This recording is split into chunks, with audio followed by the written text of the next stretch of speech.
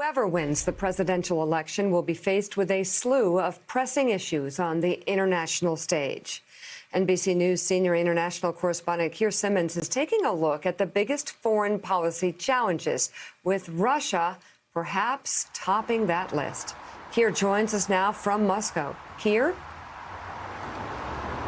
Hey, Mika, good morning. In a speech this week, President Putin weighed in for the first time on the American elections. He criticized Vice President Biden's what he called sharp anti-Russian rhetoric and lamented that he said President Trump had been able to improve relations between Moscow and Russia.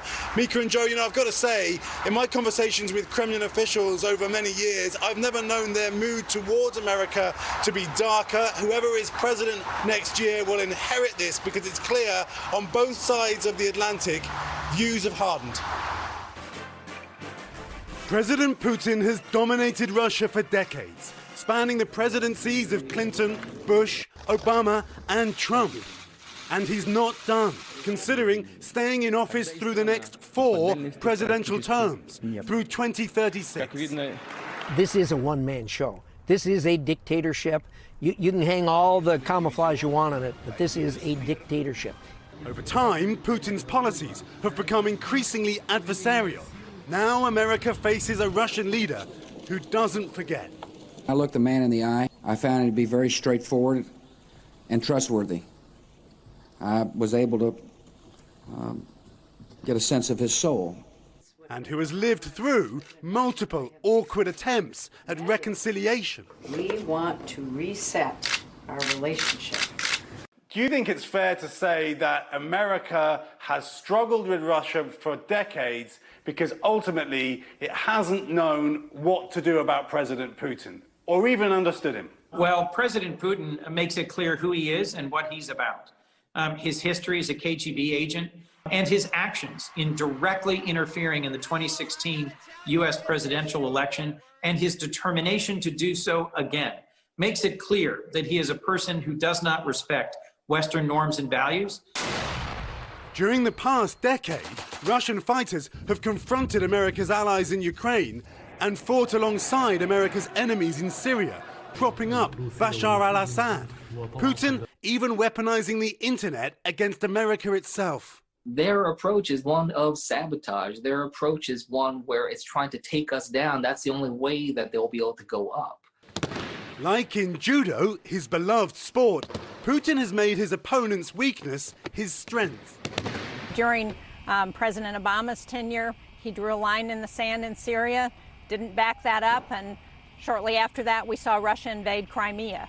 Under this president, we have seen an unwillingness to confront Vladimir Putin on almost any front. President Trump has failed to change the US-Russia relationship, instead confronting questions about his relationship with Putin.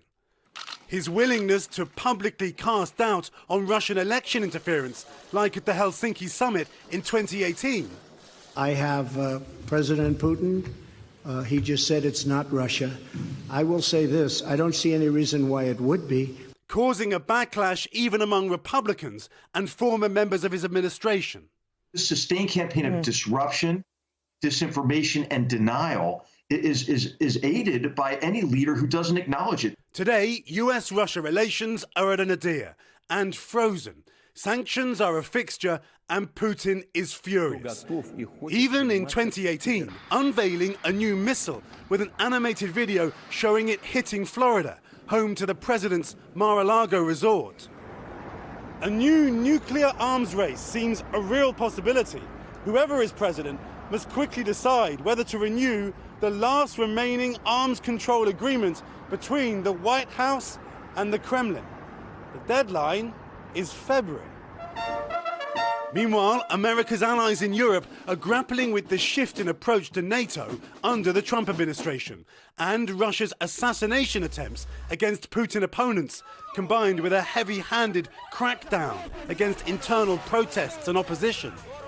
I would personally wish that the Russian Federation comes back on an international level, but they need to play by the rules. We want to hold out the hand of friendship to the Russian people, But President Putin's actions, the invasion of Crimea, the Novichok poisoning in Salisbury, now the use of Novichok against Mr. Navalny, these are not the actions of a leader who wants to stand alongside democratic leaders on the world stage. A close ally of President Putin and Russian business leader told us, just like any country, there are factions within Russia.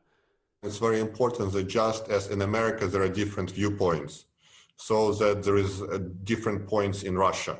A hostile attitude of the US toward Russia makes the more conservative, the most focused on Russia being by itself, people in Russia stronger. So basically, the stronger US pushes Russia, the weaker the liberal wing will be, and the stronger the hardline wing will be. That's unlikely to persuade many across the Atlantic. A potential Biden presidency has promised to rebuild alliances with America's allies. Kirill Dmitriev, who's actually an investment banker, but is seen with Putin all the time. And I thought this quote was fascinating, and I wanted you to react to it. He says, "The stronger the US pushes Russia, the weaker the liberal wing will be, and the stronger the hardline wing will be." Well, there may be some merit, but that doesn't mean that should govern what we do and what's in our national security interests. We need, going forward, a policy that is very clear about what's acceptable and what's not acceptable, that stands up for the values that are important to us, that rebuilds our relationships and alliances around the world. While even a second-term President Trump would continue to face those in his own party determined not to let President Putin off the hook. He's not going to all of a sudden have an epiphany and wake up and decide that they're going to be a peace-loving first world country. It's said that President Putin plays a weak hand well. Any American president who underestimates him does so at their peril. And guys, two of President Putin's foreign policy successes is widely talked about is making Russia more relevant in the Middle East and building an alliance with China. It's that alliance with China, and we're going to look in depth at China and America in another report.